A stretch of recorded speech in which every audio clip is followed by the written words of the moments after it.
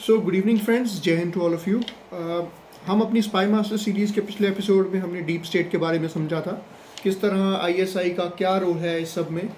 इसी तरह 1980 के दशक में जो ज़ियाउल हक उस वक्त के पाकिस्तान के राष्ट्रपति थे, उन्होंने एक ऑपरेशन टुपाक का एक शुरुआत किया।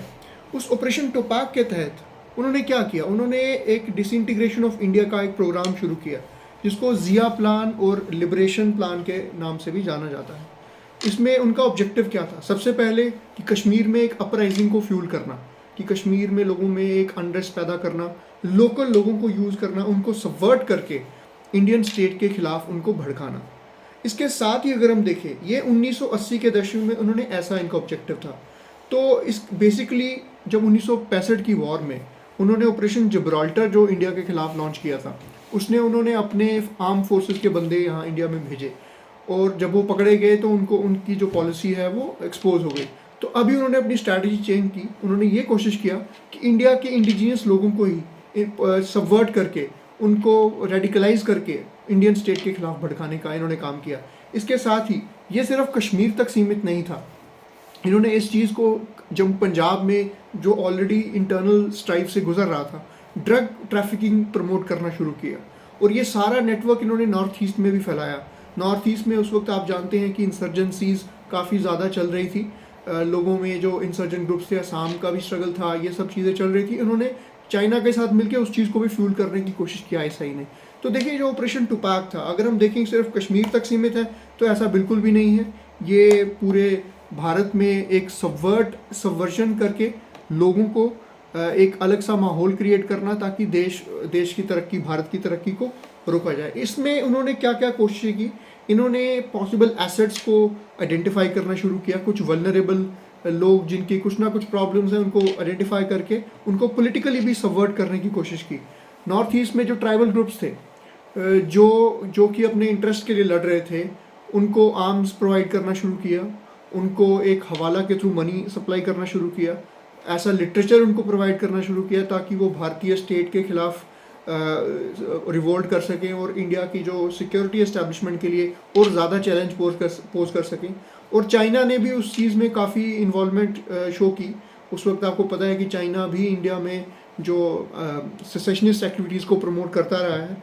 तो जो ज़ियाउल हक का जो प्लान था कि ब्लीड इंडिया बाय 1000 कट्स, 1971 की वार में हार जाने के बाद उन्होंने ये एक स्ट्रैटेजी अपनाई थी कि किस तरह से वो इंडिया को तोड़ सकें, इंडिया को ब्रेकअप कर सकें। डिसइंटीग्रेशन ऑफ इंडिया उनका सबसे बड़ा प्लान था। तो जब देखिए, जब ये अफ़गानिस्तान से सोवियत जो डिसइंटीग्रेशन होने के बाद यूएस भी वहाँ से रिट्रीट कर गया, तो उस वक्त इन्होंने क्या किया? जो पाकिस्तान की आईएसआई है, उन्होंने joint intelligence bureau, joint counter intelligence bureau और जॉइंट सिग्नल इंटेलिजेंस ब्यूरो, इन तीनों को एक कोलैबोरेटिव पॉलिसी के तहत, ऑपरेशन टुपाक के तहत 18 अप्रैल 1988 के दिन ये ऑपरेशन पूरा ऑपरेशनलाइज हुआ, जिसके तहत उन्होंने एक डॉक्यूमेंट पब्लिश किया, हिज़्ब-ए इस्लामी।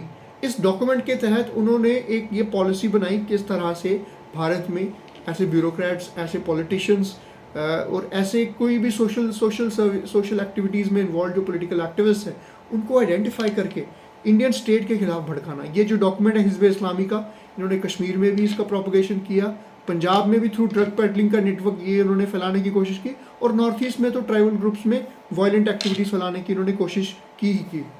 और साथ में देखिए, जब 9/11 का अटैक हुआ अमेरिका पे, ट्विन टावर्स का, तो उसके बाद इस पर प्रेशर आना शुरू हुआ पाकिस्तान पे अपने टेरर नेटवर्क्स को बंद करने का। तो तब पाकिस्तान ने ये नई पॉलिसी, जो ऑपरेशन टुपाक पार्ट 2 था, उसमें उन्होंने क्या किया? उन्होंने इंडिया के लोकल जो पॉपुलेशन है, उनको लार्ज स्केल पे सबवर्ट करना शुरू किया। जो उनके स्लीपर सेल्स थे, उनको एक्टिवेट करना शुरू किया, जैसे इंडियन मुजाहिदीन, जो पॉपुलर फ्रंट ऑफ इंडिया, फिर सिमी और दाऊद के नेटवर्क्स को भी यूज़ करके उन्होंने कोशिश की कि वो इंडिया में थोड़ी सी अनरेस्ट क्रिएट करें। यहाँ तक सिमी की बात करें, 1977 में ये ऑर्गेनाइजेशन बनी थी, student Islamic movement of India. ये इंडियन मुस्लिम्स के बेनिफिट और वेलफेयर के लिए बनी थी, बट इसको ग्रेजुअली ये जो रेडिकल एक्टिविटीज़ में इन्वॉल्व हो गई। 2001 में जब सिमी को बैन कर दिया गया, तो तब आईएसआई ने क्या किया? अपने जो नेटवर्क्स को यूज़ करके उसने क्या किया कि जो दाऊद इब्राहिम के जो ड्रग माफिया के नेटवर्क्स थे और सिमी को मिला के 2005-6 के दशक में इन्होंने एक नई ऑर्गेनाइजेशन बनाई जिसका नाम था पॉपुलर फ्रंट ऑफ इंडिया। और पॉपुलर फ्रंट ऑफ इंडिया ने क्या किया, जो भी लेफ्टिस्ट जो ऑर्गेनाइजेशंस थे जो थोड़ा सा वेलफेयरिस्टिक एजेंडा तो चाहते थे बट उनको भी सबवर्ट करने की कोशिश की। इस तरह से ये आईएसआई अपनी पॉलिसीज़ को बार बार चेंज भी करता रहा है। 2007 में जब उन्होंने इंडियन मुजाहिदीन को बनाया, होम ग्राउंड जो टेररिस्ट थे, जिसमें बहुत सारे ब्लास्ट हुए, एक जर्मन बेकरी ब्लास्ट हुए और काफ़ी ज़्यादा और शहरों में भी, वाराणसी में ब्लास्ट हुए। तो ये पाकिस्तान की जो पॉलिसी देखिए कैसे चेंज हुई है। 1980 के दशक में उन्होंने 1965 में उन्होंने अपने फौजियों को भेजा ऑपरेशन जिब्राल्टर। फिर टोपैक जब पार्ट 1 शुरू किया उन्होंने कश्मीर में रेडिकलाइजेशन शुरू की। लेकिन जब जो सिमी का नेटवर्क यूज़ करना शुरू किया, जब सिमी को बैन कर दिया गया, फिर उन्होंने पॉपुलर फ्रंट ऑफ इंडिया बना दिया। और उसके बाद अभी इंडियन मुजाहिदीन के थ्रू, नेपाल के रूट के थ्रू ट्रेनिंग करके जो टेररिस्ट को इंडिया में भेजता रहा। तो इस तरह से आप देखें किस तरह से ये इंडिया में एक सबवर्जन और एक इंडियन जो कम्युनल हार्मनी को ये डिस्टर्ब करने के लिए इन्होंने कोशिश करते रहे। अब देखिए 2014 के तकरीबन जब ये जैश ए मोहम्मद वाला नेटवर्क, ये जो इंडियन मुजाहिदीन का नेटवर्क थोड़ा वीक होने लगा, फिर ऑपरेशन टोपैक पार्ट 3 शुरू कर दिया इन्होंने क्या किया, रिवाइवल कर दिया टेररिज्म का श्रीनगर में। कैसे किया, जो हिजबुल मुजाहिदीन का एक जो कमांडर था बुरहान वानी, ठीक है, वो अफगान रिट्रीट हो गया जब यूएस का, तो उसके बाद इन्होंने वो चैनल अपना यहाँ पर सब डाइवर्ट कर दिया वो एनर्जी अपनी। तो बुरहान वानी को जब पकड़ा गया, फिर उसको क्या बोलते हैं, एलिमिनेट कर दिया गया। तो ये चाइनीज़ इंटरवेंशन, चाइनीज़ टेक्नोलॉजी के थ्रू, चाइनीज़ जो मीडिया के थ्रू उन्होंने इस चीज़ को काफ़ी एक बढ़ाने चढ़ाने की कोशिश की, लोगों में उस चीज़ का अनरेस्ट पैदा करने की कोशिश की। तो ये सारा एक अक्रॉस द बॉर्डर जो पाकिस्तान ये अपनी टेंडेंसीज़ को चलाता रहा है। देखिए हिजबुल मुजाहिदीन, एलईटी, जायश, इसको ख़त्म करने का जब देखिए सरकार ने ऑपरेशन चलाया, जैसे ऑपरेशन ऑल आउट 2016 में, इसमें क्या हुआ, जो इंटेलिजेंस ब्यूरो, RNAW, जो मिलिट्री इंटेलिजेंस है, जम्मू कश्मीर पुलिस, सारी ऑर्गेनाइजेशंस ने एक कंबाइंड जब एफर्ट लगाया तो ऑपरेशन, तो इन्होंने कोशिश की कि किस तरह से जो ओवरग्राउंड नेटवर्क है टेररिस्ट का, सिंपथाइजर्स का, जो कुछ एक्टिविस्ट हैं जो मे बी सिंपथाइजर्स हैं, उनको भी किस तरह से एलिमिनेट किया जा सके। तो ये सरकार की पॉलिसी तो चलती रही।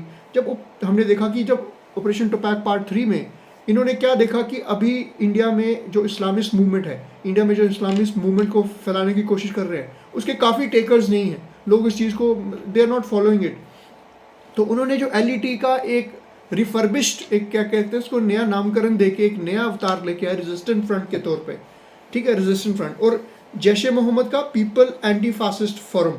तो ये फ्रंट इन्होंने इसलिए क्रिएट किए कि थोड़ा सा जो इंडिया में लेफ्टिस्ट पार्टीज़ हैं, जो थोड़ा सा वेलफेयरिस्टिक एजेंडा में बिलीव करते हैं, उनको किसी तरह से इसमें ये रोप इन करे, जैसे हर्ष मंदर हो गए या और भी जो लेफ्ट पार्टीज़ के जो प्रोपोनेंट्स हैं, तो उनको इसमें इन्होंने रोप इन करने की कोशिश की।